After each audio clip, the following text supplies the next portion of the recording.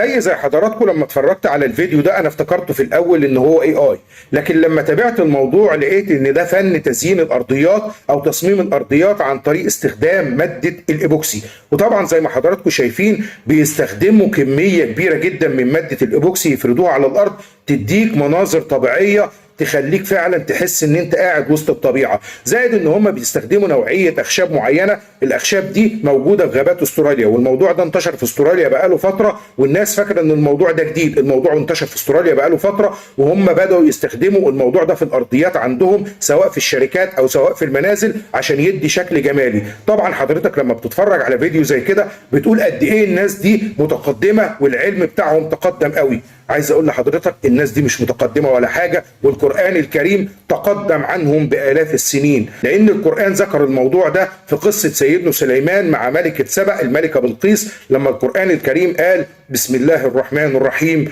قيل لها ادخلي الصرح فلما رأته حسبته لجة وكشفت عن ساقيها قال إنه صرح ممرد من قوارير قالت رب إني ظلمت نفسي وأسلمت مع سليمان لله رب العالمين.